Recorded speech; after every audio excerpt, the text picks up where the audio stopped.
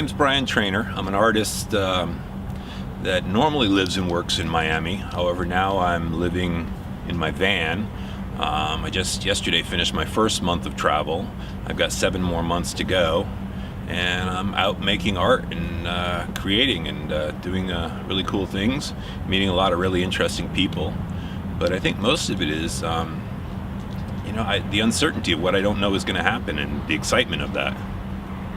I find this trip to be very rewarding, and it's like I could go to all the tourist spots and stuff, but I kind of like I made a list of things I wanted to do. I want to meet people. I don't want to shop at chain stores or restaurants. I like to go to the center of the old parts of town and just kind of roam around and get to meet people and find out their stories, because there's a lot of interesting people in the world. I bought my first camera in 1980. I've been kind of interested in photography. I had a couple teachers, a friend, a few different people that kind of brought photography and presented it before me, and I kind of latched onto it and been going with it ever since. Like I said, 1980 I bought my first camera. 86 I got my first professional job. I was a Navy photographer from 1986 December to November 1993. Before that, I'd worked after high school, and while I was in high school I worked at like a 1-hour processing lab. I worked at camera stores, and anything cameras I was always willing to work for. I have 2 daughters. I have a 16 and 18-year-old, and they're both they've got a little bit of creativeness. One's in drama, and the other one was doing art, and now she's in a high school iPrep program. But I was there for a while where I wasn't doing much, and they kind of brought me back to it. And I found that, it was like I wasn't really sure if my type of photography was something that people would be interested in. And my daughters just said, "Do it, Dad, do it." And so I did. So I think it was 6-8 years ago, I got my first residency as an artist. I was in Biscayne National Park. And I took on a different approach to shooting the park, and one ranger there, Gary Bremen, I brought him a picture one day and I said, "What do you think?" And it was a shirt hanging from a clothesline on one of the Stiltsville houses, and he just told me, "I love it." And from there it kind of just opened me up to kind of do what I wanted to do and not try to really fit in. I call myself an artist. And the reason I call myself an artist is because so many people have done it in news stories and news releases and different interviews I've done, and I let somebody else call me an artist before I call myself an artist. After Biscayne, I was invited to do a 1-year residency at Everglades National Park, and because I lived there, I could just go into the park and work in and out for a year. And I did that, and then I opened up a show in Everglades City on the west side of Florida, and at the Everglades City Museum. And that was pretty cool. That was kind of like being accepted by the art community for what I do and the way I shoot. About 2 years ago, I was asked to come back to Biscayne when somebody didn't show. So I started working right away, and I got some new work and some old work and put a show together for him, and we had a really good working relationship. And that's kind of why I think I care about what people think about my work, but at the same time I want to do what's good for me. As of yesterday, I completed my first month on the trip. I've got about 7 more months to go. I'll be back in Miami the first or second weekend in June for my daughter's graduation, and then I'll fly back to Connecticut, where I grew up, with my mom, and I'll get my dog in my van, and we'll keep the trip going.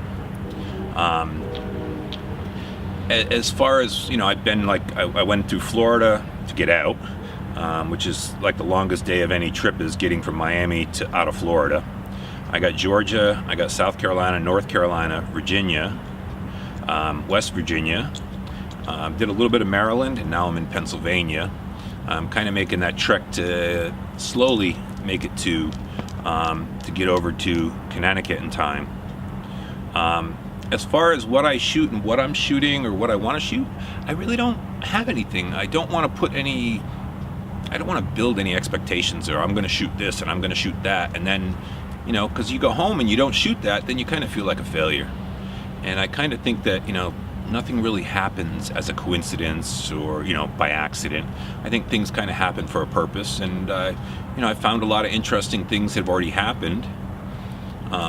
One night in Roanoke, Virginia, I met a man, 78-year-old retired guy, and the first day there I met him at the Goodwill. The next day I was parked at Walmart, where I am now, different Walmart, and I come walking out after buying a bag of ice, and who do I run into? I mean, what's the chances in, you know, you're there 2 days in a town and both days you run into the same person? You know, there's things happen for a reason, so I'm kind of just going with it, letting it, you know, unfold as it does, and let happen what happens, and, you know, just make the best of it. Like I said, my first month, I've had a really good time. I camp in Walmart parking lots. I stayed with a couple friends. I met a lady and her husband at a restaurant. I guess they own the restaurant, come to find out later. And they let me, you know, put my van in their side yard, and so I camped there. I've had a pretty good time. I mean, I'm no matter what. I mean, I'm looking at 8 months of traveling, and how many people would love to do that but just can't find the means to do it? You know, so I look at everything in a positive way, but at the same time, I was leaving Williamsburg, North Carolina, and I was heading over to go to Asheville. And on the way, I saw this really cool formation of trees, and I went to turn around to go shoot it, and I kind of ran off the road a little bit, and, you know, made a U-turn, and I got stuck, and it was almost like I got stuck in, like, you know, a snowdrift or something, because the sand was like halfway up my rims, and so I had that. The next day, I put new tires on the front of my van before I left, so that was 2 weeks into it, and I already, in Statesville, I parked real close to a curb, and I have to because I have the bikes that stick out, and I sliced the sidewall of one of my tires. One day last week, I was having a bit of a problem doing hikes. I thought it was the elevation and, you know, lack of oxygen, and being from Miami, you're at sea level pretty much, and, you know, plenty of oxygen. And then I went and did another hike, and it was no extreme hike, but I was still getting a fair amount of, I was getting like shortness of breath kind of stuff. And so I went on the highway, started heading north. I hit the pound 77 for the Virginia Highway Patrol, and they told me exactly how to get to a place called Augusta Health, and I went there and I spent the night, and I was diagnosed with blood clots in my lungs. Could have been deadly, but I think, you know, anybody that, you know, has heard anybody say anything about, you know, your chest, if you feel pain, you feel this, you go to the hospital, and that's what I did. And so, you know, I've had a great trip, and these three things, you know, getting stuck, losing a tire, and going to the hospital, don't really bother me, because I've got too many other good things that are outweighing it in so many ways. For my work, if you want to take a look at what I'm doing, you know, I am an artist that makes pictures, not takes pictures, so they tend to be a little different.